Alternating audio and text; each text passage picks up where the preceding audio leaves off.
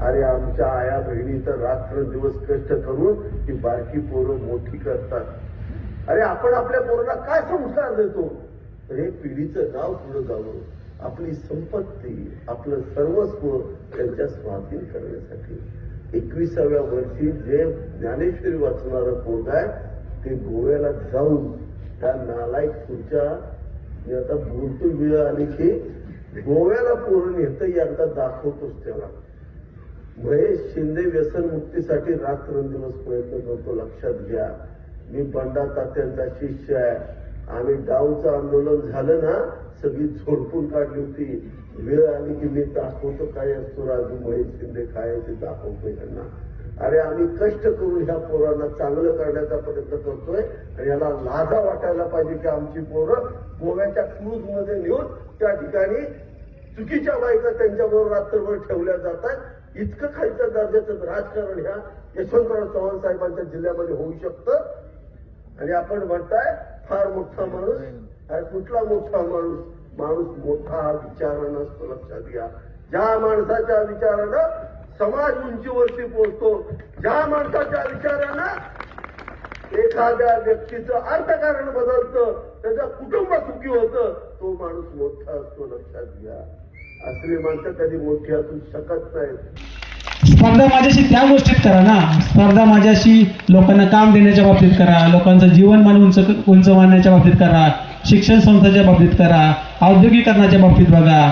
तुम्ही स्पर्धा माझ्याशी कोणत्या विषयावर करताय, कोणत्या विषयावर बोलताय, ट्रिपचं काय बोलताय, कशाचं काय बोलताय? अरे गेले 15 वर्ष मी ट्रिप काढतो।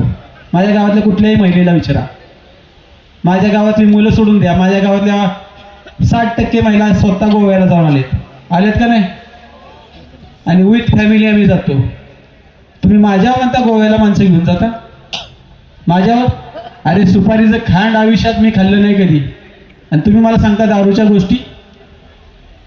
आरोप करताना विचार करून विद्यमान लोकप्रतिनिधी करावी अशी मी त्यांना या सभेतून नम्रपणे जाहीर विनंती करतो।